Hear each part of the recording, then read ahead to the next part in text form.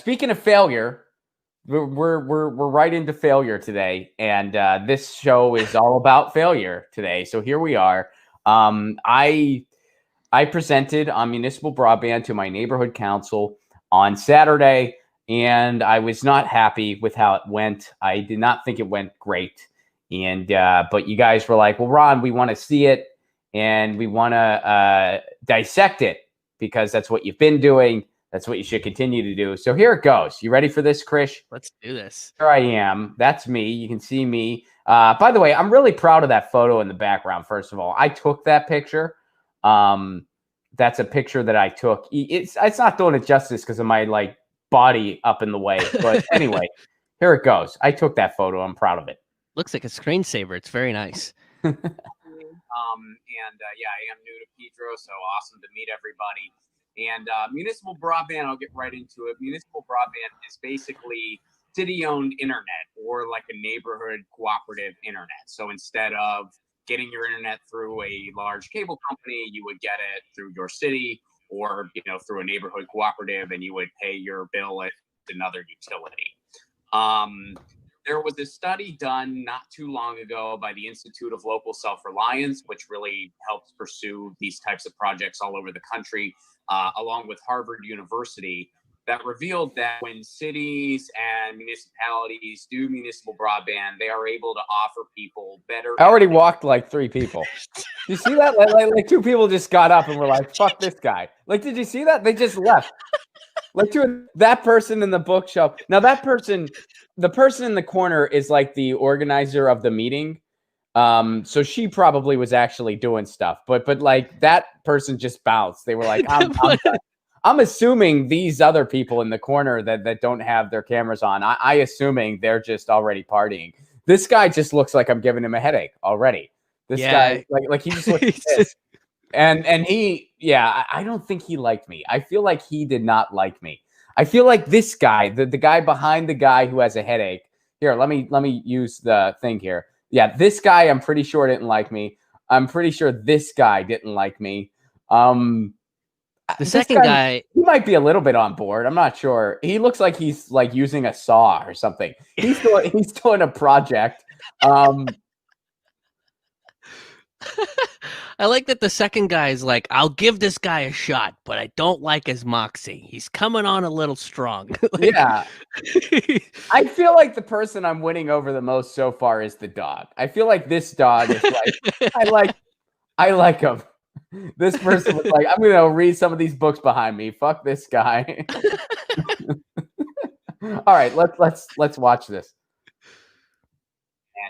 At a more reasonable price, pretty much 100% of the time.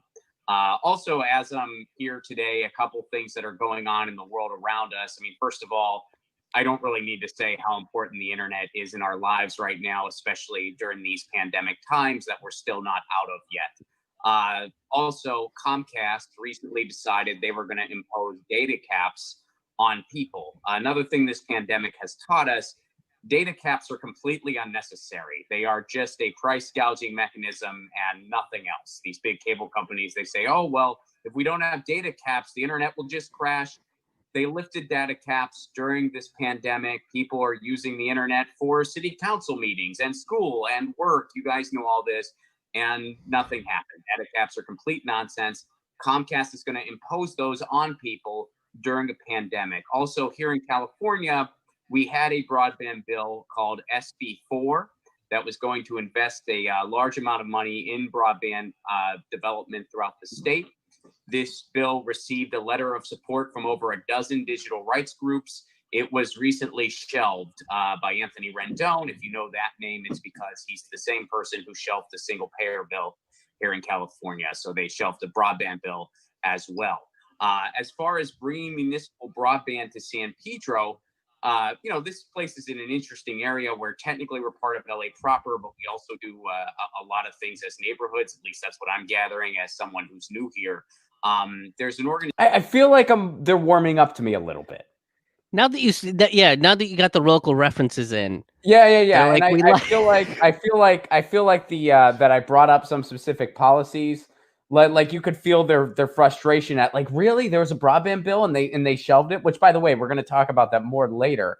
So I feel like maybe my first bit that did not connect, but my second bit, they were like, all right, okay, all right. So everybody watching at home, bring up how they screw over broadband, and that might win more people over to the cause. Yeah, then they'll be like, oh, this guy's the real deal. All right, so here we go. Organization called Next Century Cities that helps inspire municipal broadband projects all over the country. Los Angeles is already a member, Burbank is a member, Glendale is a member, and Santa Monica is a member. So to get this ball rolling in San Pedro, it's likely as simple as somebody from this council or another council simply contacting Next Century Cities, because it needs to be a representative that reaches out and saying, hey, we understand Los Angeles is already a member. We're a neighborhood. We're part of Los Angeles proper. We would like to be abreast of all the developments at Next Century Cities. And then they would basically put that person in the loop. As far as breaking ground on the actual infrastructure of municipal broadband, there's about 5 to 10 consultants throughout the country that specialize in this type of work. And many of them work often right here in California. Santa Monica has a municipal project going right now. So does Beverly Hills. So I know I packed a lot into a short amount of time because I wanted to have time for questions. And if anyone has any questions, please do fire away. So there you go. And look, in fair, I mean, I know some people in the chat, they're like, these people look totally disinterested.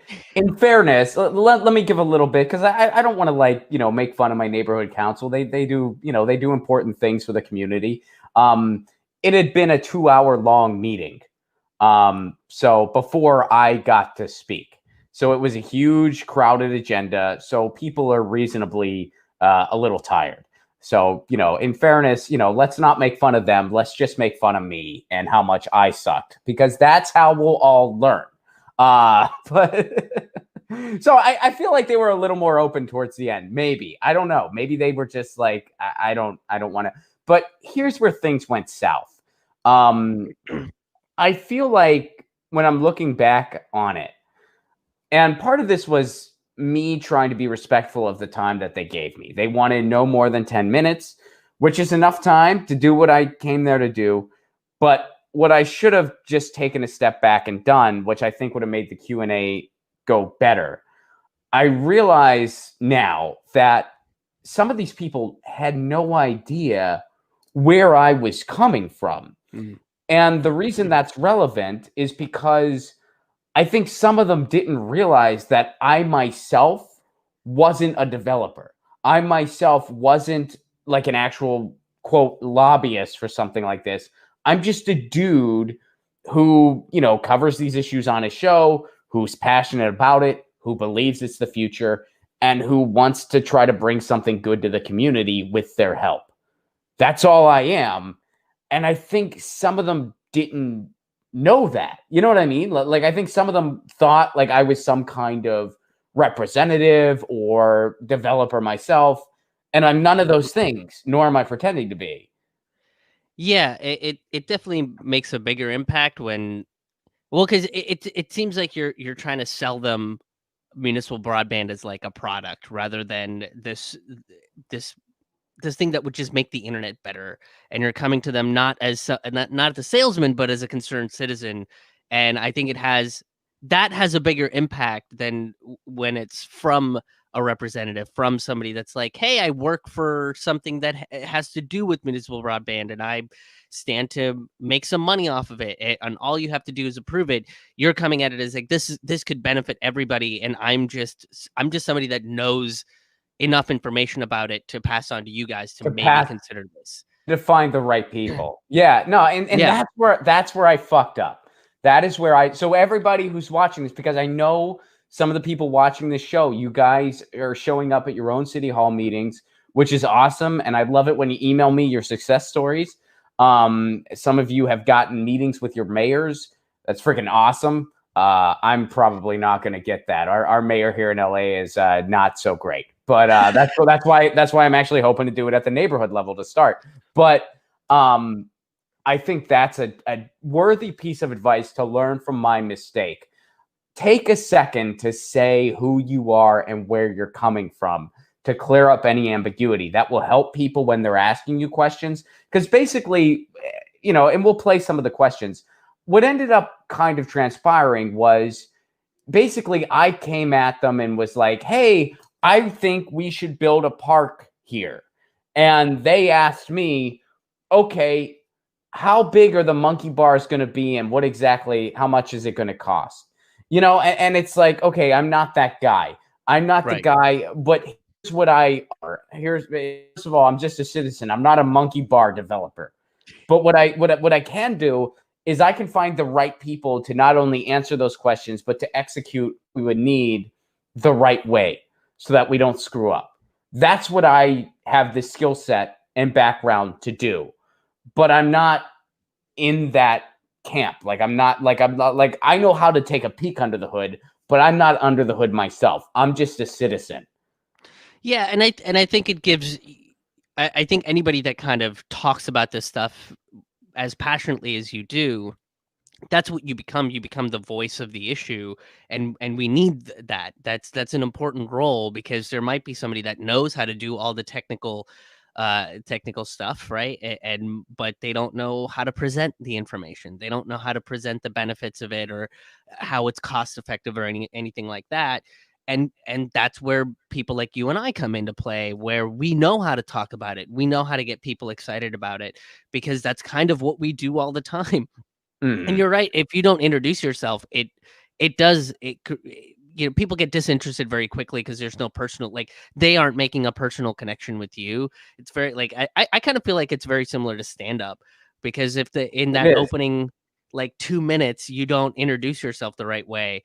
And when I was opening for Lee Camp, that was something that Lee would always say is I would go up and I would, make a quick little local reference or something like that, or piggyback off of something that Lee said, or whoever the opener was before me, but they don't know me enough for me to, like, jump right into making that kind of a reference. And he was like, your first 2 or 3 minutes is kind of wonky, because they don't know who you are.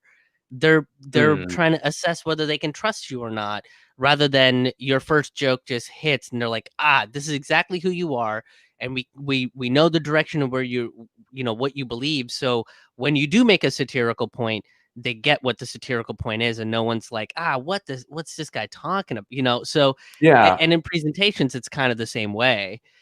So it's very effective to make that connection.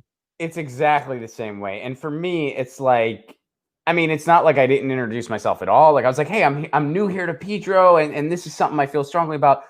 But I should have just went a little bit of a step further and also made it clear, like, I'm a citizen. And this is why and I could have said, like, I host a show where we talk about digital rights issues a lot, and that's my related experience. But I'm not, because I think some of them were like, well, did you move here to develop this? Did you move here? Like, I think, and it didn't dawn on me that wasn't clear. Like it just went over it just went out of my point of reference, because I was so concerned with, okay, I have 3 minutes to really explain why we should do this and why it's important. And, that's where I fucked up. That is where I fucked up. And it's my fault. It's not their fault. And we're going to listen to some of the questions. The fact that they were asking these questions was not their fault. They actually had some great questions. The fact that they were asking them, it was my fault for not being more clear where I was coming from to, better inform the types of questions they would want to ask me. So, and to your point too, is I remember seeing the tweet when you put it up, is that you've done this 100 times, but you're still nervous because this is a new neighborhood that you're presenting this idea to.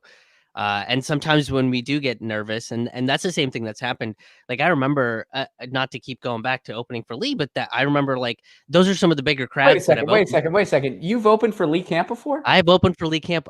Shit. Have I not mentioned? You've opened for Lee Camp. Oh my God. Drop here. But but they're like some of the bigger crowds that I've opened for and I've been in front of, and some of the bigger ones where it's crowds are a blast, man. We did great. yeah, I love he had me and Elwood do sets when he was here in SoCal the last time, and we all did a show together in Ventura. It was a blast. But that's the thing is they're so they're so friendly that even when you have a terrible set, they're like, "How about I buy you a drink?" Like they're like, "We know you mean well," you know. But that was I think it was like one of the California sets too. Is it was like 150, 200 people, and it was.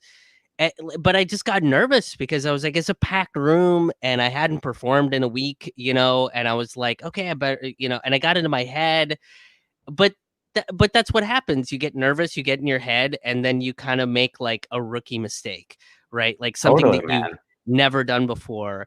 And then that was the thing. It's like I got off stage and I was like, well, I just ate shit. And, you know, and it's like you go back and you learn about, you know, like, oh yeah, I did a weird intro. I opened with something that I normally would never open with. And they have no idea who I am. This is the first time I'm in, you know, San Jose or wherever I was. But yeah, it happens. And when you're nervous, it does, those mistakes happen more often because you're kind of overthinking about everything. And you get in your own head and then you get in your own way. Well, yeah, well, because it's funny when I posted that I'm a little nervous about this, but I'm also excited. You know, some people were like, "You do stand up. How are you nervous?" And I'm like, "Yeah, I mean, but it's yeah, I do stand up, and if the joke lands, they laugh. If it doesn't land, they don't, and then I have to recover. But in this case, I'm really trying to build something in my community, and it's not an easy task. And I need to convince an entire council that this is worthwhile.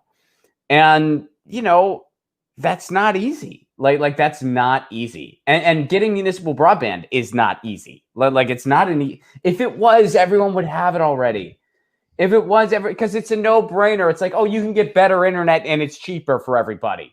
Who wouldn't want that? Everyone would want that. It's not easy to accomplish, though. It's not impossible either, and it's doable no matter how big or small your town is. But it's not easy because if it was, we'd have it everywhere already. Yeah, and that's So let's go to the Q&A, and you know, this is where I kind of screwed up, and you know, this is where. And, you know, and again, I mean, I know we're poking fun at some of the faces people are making, but at the end of the day, you know, this is my fault, not the council's fault. All right, so here we go.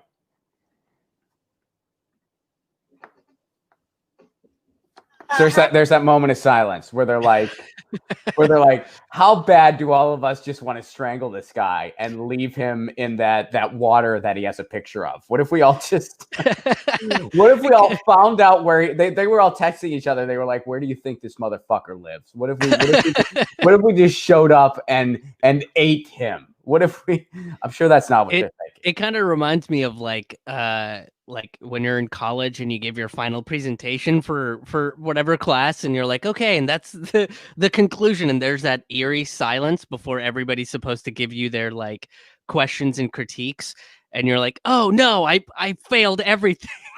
Like that's kind of what it felt like for a second. Yeah. All right. So oh wait, hang on. Let me get back to all right, here we go. How do we contact that organization? Their website is just nextcenturycities.org. I'm pretty sure I sent it to you in an email, but I can totally send you all that stuff again. And you would just reach out and just say, hey, LA's a member. We're San Pedro. We would like to be kept in the loop. And it would probably be as simple as them just adding you to the email list. And that's kind of where it all starts. And that's totally free. James, question. Oh, dude. Okay. So this guy is interesting. So I get thrown off by this dude's question because he basically, I can't tell. And I'm curious to know your opinion because I don't know. I still don't know. And I've watched this thing before. I don't know if he is like the real life Ron Swanson from Parks and Recreation. Or if he's like being like sarcastic, kind of like I honestly can't tell. And you're gonna know what I mean in a second. Let's play his question. Thanks, Ron, for your presentation. The only thing that scared me was you said city operated. And anything city operated, maybe you could clarify that. Is the city really running this broadband? Well, no, I mean, So is he being like, this is what people think? Like, oh, everyone gets scared of a city thing. You know how that goes. Or is he being like, that's how he feels? I was a little taken because I was just like, why are you involved with neighborhood councils if you hate local government? You know what I mean? Yeah, it's a very peculiar question. Like, I can't tell if he's like saying this is how people are, and then other people kind of like laugh. So it's like, oh, is he this guy? Is he like the Ron Swanson? Like, I'm involved with city government, sort of, but I hate city government. But I hate. Which is weird. Like, why would you do that? I guess I don't understand. Like, so I don't know if that guy is being like I don't know what, not sarcastic, but what's the word for it where you're like like tongue in cheek, like you're being, that's how people think, or if that's how he thinks. I still don't know. It's really peculiar. His tone is so neutral. Like, Yeah. he didn't have that like tongue in cheek kind of tone where he was like, well, people are gonna say, yeah, and he didn't have that qualifier. Like, he's like, well, people like, oh, the city runs it, oh my god. And because I felt like being like, Cox and Comcast and they're all doing such a bang up job. Why would we want to ruin this great thing we got going? But the answer to his question was actually, in this case, no. So I just answered the guy's question while being a little thrown off by it and surprised, especially since it's not like Pedro's a relatively progressive place, like the neighborhood in which I live. So yeah, I was a little surprised on a number of levels. But so here we go. This is where, and I don't do well here, folks. I'm just letting you know, I don't do great here, in my opinion. Here we go. There's a number of ways to go about it. I mean, my ideal, like the way I would like to see it ideally happen, just as somebody who's studied this stuff and is an enthusiast for it. So I kind of introduced myself there. I kind of make it clear, but I should have done it better. I do say there, like, I'm just a guy who studies this stuff. I'm an enthusiast for it. Like, I don't know how to build it. I'm not like, we could walk around. I'm not the guy who could walk around Coastal Pedro and be like, okay, we put the mesh network right there. I'm not that guy. I don't have, but what I can do is find the right person to do that. That's what I can do. That's the skill set I do have. I'm not that person myself, but I can find the right person and I can avoid the shitty person. That's what I have the ability to do. That's what I'm offering. Anyway, all right, but we already know I screwed up. All right. Is that we would have more like a neighborhood cooperative. I mean, it could be as large as all of San Pedro, or it could be like Coastal Pedro does their own thing, and then other parts of Pedro, it might catch on and they might do it elsewhere there too. But I would imagine in a place as large as Los Angeles, a citywide thing would not be where it starts. I think it would probably start a lot smaller than that, and it's kind of a one community at a time thing. Thank you. Noel, do you have a question? Yeah. Hey, thanks for the presentation, Ron. Thank you. Everybody was very gracious. Like everyone was really cool. Everyone was really gracious, and they have some excellent questions. It's just like, I kind of felt like they got into questions about costs and stuff like that. And I would throw some figures. I threw some figures out there just because I didn't want them to think, I didn't want them to think that like I was just some guy that like, hey, I found this thing when I was Googling and it sounds cool. We should have it here. Like, I want them to know I'm a step above that, but I'm also not a developer. Like, I'm in between. I'm in between the guy that just found out about a buzzword and is like giddy about it and somebody who does this professionally. I'm right in between that. I'm the in-between. I'm a content creator that talks about these issues and follows them and has collaborated with some actual people who do it professionally. Yeah, and you also gave that guy a pretty reasonable response in terms of, oh, is it city owned, and that makes me nervous if it's city controlled. Like you gave him a pretty solid response in terms of like, yeah, it could be, we'd boil it down to a neighborhood level because Los Angeles is huge and you can't start with something that large with something that's, something like this that's never been tried before. So let's try it with the neighborhoods and see how it works. And, and then we have enough data and information to put that infrastructure up to something like the entire city of Los Angeles, or even something like the entire city of New York, if things catch on. Like you gave them a really reasonable answer, so it's kind of difficult for someone like even if they're like, oh man, I don't trust anything that the government controls, even if you are in that camp, like that answer should at least give you some idea of like, okay, this is coming from like a good, reasonable, thought out point, and not somebody that's like, I heard about this thing on a video and on YouTube, and now I'm gonna talk to my city council. Like you've done the research, the information, and I'm hoping that guy seemed like he was kind of satisfied with that answer. Really? I hope you're right. I don't know. I feel like, yeah. All right. So I here's just feel like another. that dude doesn't really express a lot of emotion. Like he seems Well, I he mean, I seems like guess a very stoic dude. Not again, that that's a bad thing. yeah. What's a neighborhood council meeting that's been going on already for 2 hours? Right, If right. anyone forgot, like that backstory there. This is a neighborhood council meeting on Zoom that has been going on for 2 hours. So, yeah. I mean, it's not like, Right. and they're kind of like, we have an agenda to get through that we have to get through because it has to do with land use and it's immediate stuff. And this guy is talking about an infrastructure project that could potentially take years. So, I get it. They kind of just want to get the idea in and see where we might go next. But they did have a lot of questions, which I think means they weren't totally uninterested. So here, this is A couple of questions. What's the minimum number of people that need to be involved for something like this to work?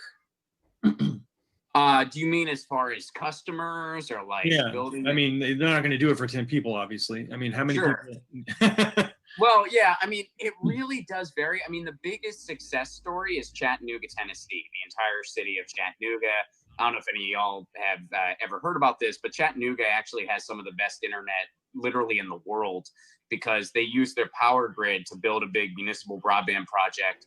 I think going back as 2014. So they have some of the best internet in the world, and they pay less than I pay for cable, and probably most of y'all as well. So, and then there's towns as small as 7,000 people that have done it. So really, there's no town too big or too small, unless of course it was a scenario with 10 people. But actually in the UK, there's a collective of farmers that got together and they laid cable with their tractors. So there might actually be things as small as 10 people. But I didn't realize I got a laugh there, Krish. Yeah. I did not realize Yeah. I got a freaking laugh there. Maybe I'm not bombing here. Maybe it's going a little bit better than I realize.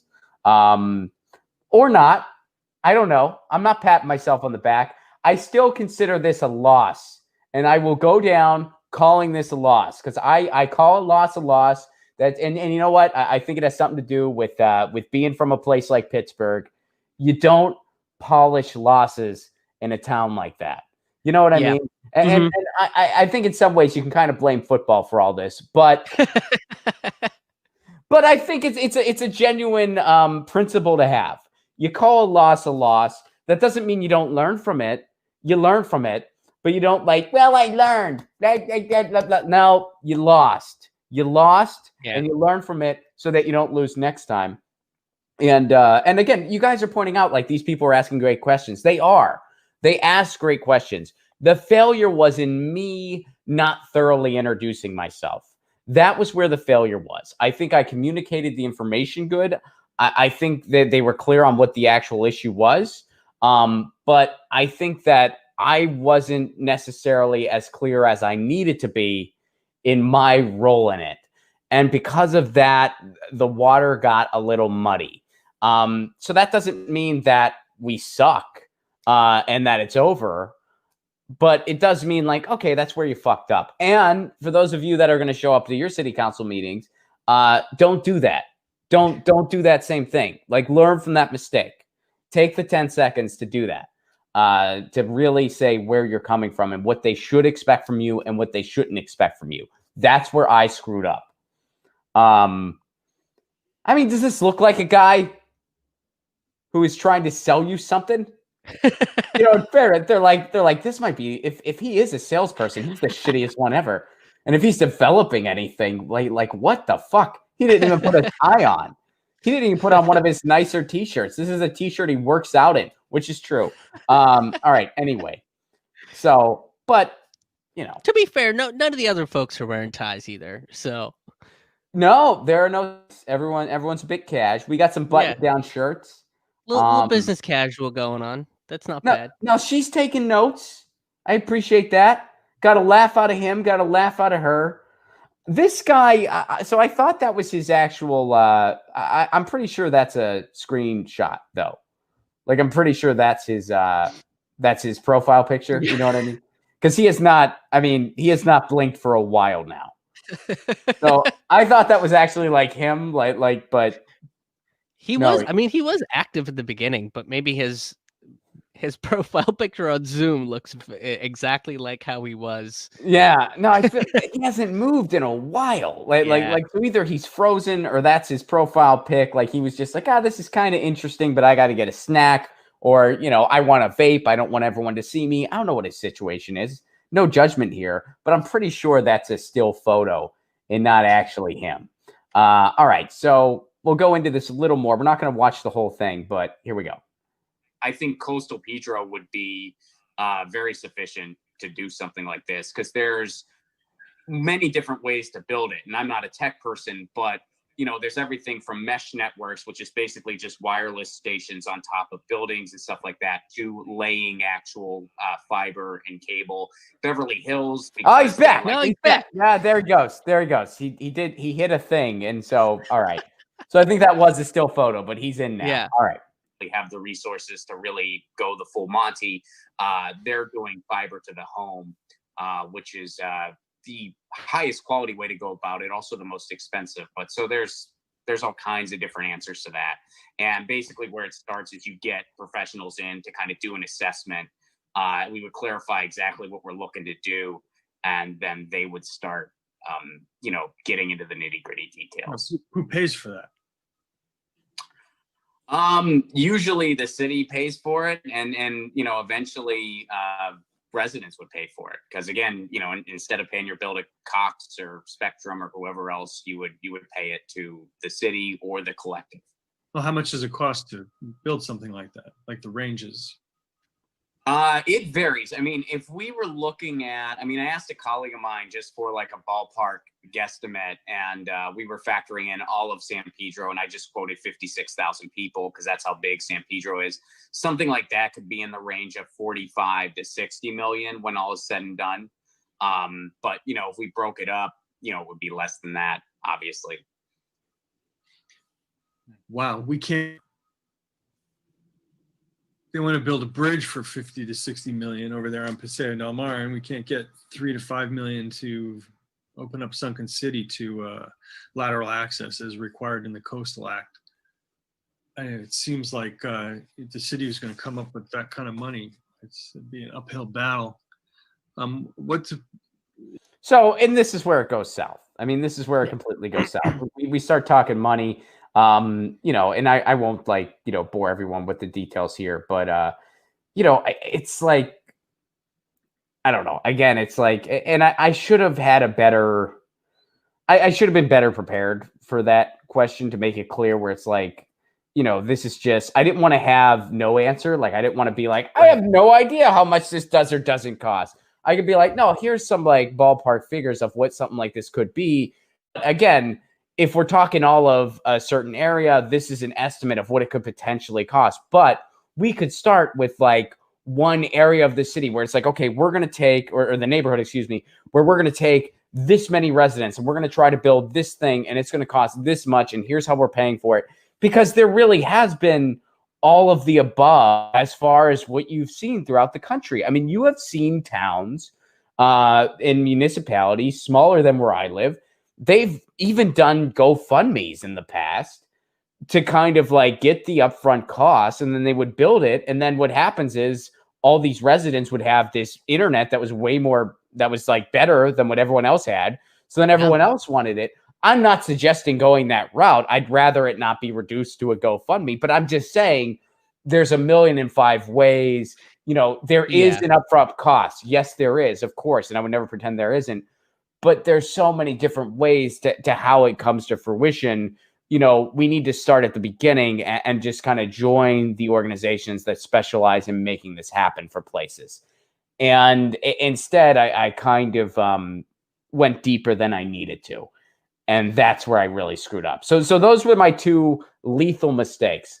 First lethal mistake, not really clarifying who I was and what they should and shouldn't expect from me.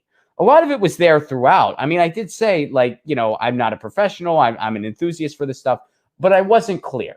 I should have had an introductory moment when I was initially speaking. That would have allowed them to frame their questions accordingly. So I fucked up there. There's probably still people at that meeting that thought I was a developer, and they might be like, shittiest developer in the history of humanity. Because if I was a developer and that's all I had to offer them, I would have been. But I'm not a developer. I'm a citizen. Right. There's a big difference. And that's where I fucked up. My second lethal mistake was when we started talking costs. I had to straddle the line between concrete and abstract, and I fucked up that line. And I went too far into the concrete, and that ruined it. And that's not the council's fault. That's my fault. That's my fuck up. And, you know, these are not unredeemable mistakes, but they're mistakes. And that's why I lost. And that's why I failed. And that's why this video is called Ron Fails Miserably at the Neighborhood Council. Because you know, and that's the thing, you know, I'm trying to make a national movement out of this thing. I really am. And, you know, I don't have any formal announcements yet, but I have applied for a couple grants in this regard, fingers crossed. And I don't know what's going to happen, but something might. And just so you know, our big tagline is going to be: a loss is a freaking loss and a win is a win. I'm not saying that you lost if you don't show up to a meeting and municipal broadband's not in your city within a week. That's impossible, first of all. But, you know, this is a loss. This is in the L column for the Ron. When I showed up in Pasadena and I made the case for it and I got it on an agenda, well, that was a win because I got it on an agenda. You know, and then I lost in the future because they said, hey, we can't afford this. I pointed out why their conclusion was, you know, a little bit incomplete, and it still never went any further. So that was a loss. I lost to them in that case. So here in Pedro, I'm starting out with a loss through nobody's fault but mine. But I do think that there are some neighborhood council people open to this, and so that means that I can't redeem this loss. Is there a way to show the cost like over time though? Because I do feel like it's one of those things where it's like, oh, the cost of building the infrastructure is, you know, XYZ $1 million, and that guy pointed out like, oh, we can't even get money to, you know, build this bridge or whatever. Which again is, you know, I'm not saying that the bridge isn't important, but over time, wouldn't having municipal broadband eventually be beneficial even on an economic turn? Of course. Yeah. And he's not wrong to bring up startup cost concerns. That's a very real hurdle. It's not non-existent. Right. Where I also kind of, and I talk, we're not going to watch the whole thing, but I do talk about this. I do get into some of what you're saying. I bring up how, you know, there is an upfront cost here, but it's also a huge community investment. It brings jobs to a community, first of all. It will bring, I mean, honestly, because I even brought up, I'm like, guys, we're Southern California. We're the Los Angeles area. Think about what goes on in Los Angeles. You know, think about show business and production and stuff like this and just all these other things that are so so much a big part of the way of life in Southern California. The first neighborhood that really does it and does it right, they're going to see an influx of businesses, of production. So this is in so many ways a community investment. And you can ask Chattanooga how that goes, because they're now able to brand themselves Gig City, USA. And it's going really great for them, to the point where everybody in Tennessee wants to get municipal broadband. And, you know, this big, like, oh my God, if the city runs it, it's evil, blah, blah, blah. Well, why in Tennessee, a very red state, do they have more municipal broadband interest than anywhere else in the country? I'll tell you why. Because they see how it works. They see that it works. Yeah. So they get over their Ron Swanson moment. And I still don't know if that's what this guy was having or not. I don't know. Someday maybe I'll find out. Maybe he'll befriend you. I'll have him on the show and I'll be like, so are you like the real life Ron Swanson? Which if you are, that's fine. You know, we can, you know, I disagree with you, but you know, that's your choice. But why would you get involved with maybe, like, why would you, like, there's a reason Ron Swanson's a fictional TV character. And part of that reason is because the idea of someone like him ever having a job like that is so absurd that it's very funny. Right. But here you are actually kind of, maybe you are that guy. Yeah. And it'd be one thing if I lived in like a very, very conservative place, but I don't actually. So I don't know. Anyway, so that's where I fucked up, folks. And, you know, learn from my mistakes. You know, wear a suit next time. No, I'm just kidding. Wear a tie. Get that tie on. Doesn't matter. Wear a t-shirt, but put a tie on top of the t-shirt.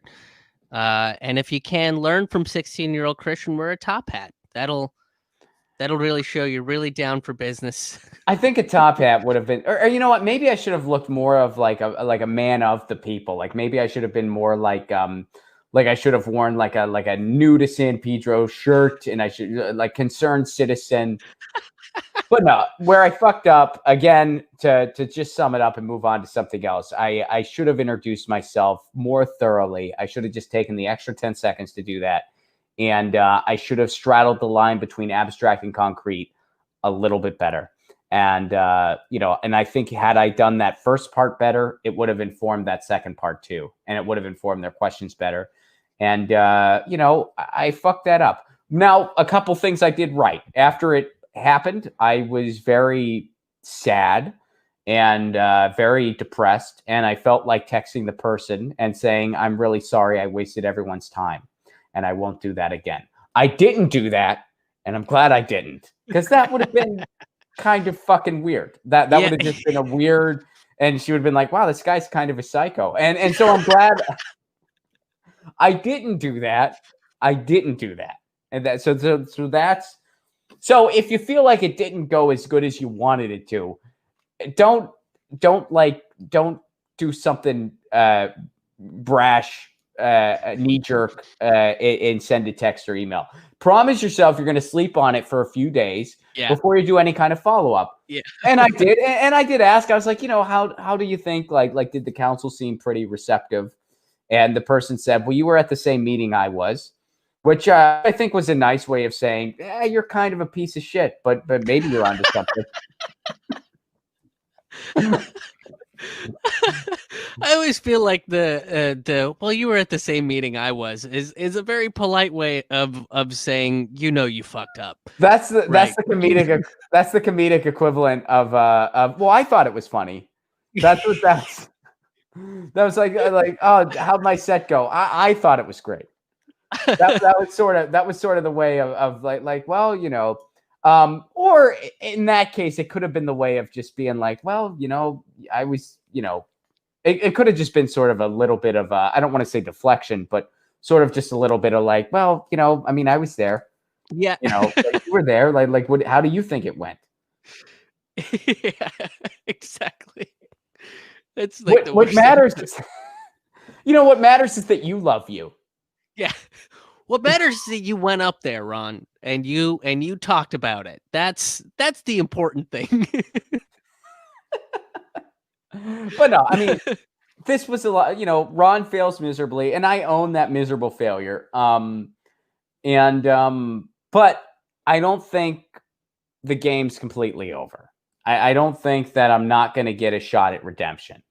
And hopefully when I get that shot at redemption, I don't just, completely fuck it up. Like, Yeah, I'm not like, listen, Ron Swanson, this is a good thing. Why don't you understand how good this is? I'm trying to make the community a better place. You're not letting me. You not want to be like Chattanooga? Be like Chattanooga. I brought my friend from Chattanooga here to talk about how life is great. Comcast, be a Chattanooga. Why don't you understand this? Which I won't do that. Yeah. I won't do that. Get your news on with Ron. Don't you want to know what's going on? We're getting our news on today. Get your news on with Ron. Don't you want to know what's going on? We're getting our news on today. Yeah, yeah, yeah. You can tweet me an article at Ron Placone. We'll go through it together and make it our own. Get your